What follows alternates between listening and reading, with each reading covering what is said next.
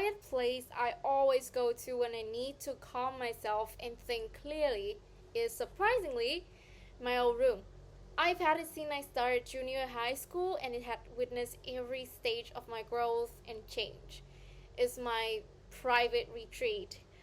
The neighbors know better not to disrupt people around them, and whenever your family members want to enter, they need to knock on the door, so it's absolute privacy.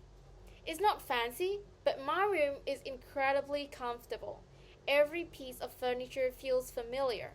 The desk by the window, the soft bed, even the warm yellow light at night. The best part is the view. My window overlooks a wide, lush field, and on clear days, I can see the faint outline of the mountains in the distance. There's also a tiny road that winds through the grass. It leads to nowhere in particular, but is oddly calming to watch.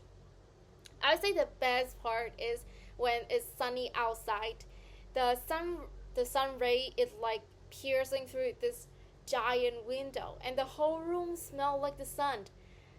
I don't know how to describe the smell. Maybe it's just my smell, but it's so addicting.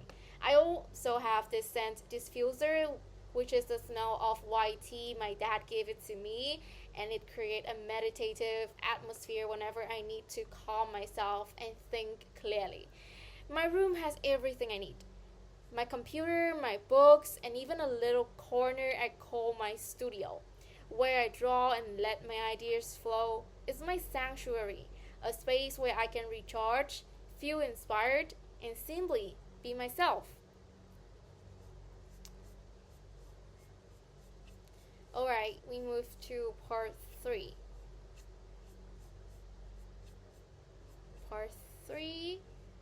Is it easy to find quiet places in cities nowadays? I think it's getting harder, but not impossible. If you go early in the morning before the city fully wakes up, even a public park can feel tranquil. Some cafes or co-working spaces also maintain a calm atmosphere where people respect each other's need for quiet. So while noise is everywhere, I think you can still find your peaceful corners if you look carefully. Why do people sometimes prefer quiet places? People seek quiet places because they need a break from overstimulation. When everything around you is silent, your mind finally slows down and you can hear your own thoughts again. It's in those moments that people often find clarity or make big decisions about their lives. Quietness, in a way, helps us reconnect with ourselves. How has noise affected people's daily lives? Constant noise has definitely shortened our attention spans. I think we've become so used to background sounds, from traffic to social media notifications, that silence actually feels strange. It's also mentally exhausting because your brain is always processing information. I believe this is why many people struggle to focus or feel calm nowadays. Is the countryside always quieter in the city? Generally, yes, because it's more sparsely populated and there's less traffic. In rural Vietnam, for example, you can sometimes go for hours without hearing a single vehicle. That said, not every countryside area is peaceful. Some may have loud machineries or animals, but overall, it's still much calmer than city life. Will people have more or fewer quiet places in the future? That's a tough one.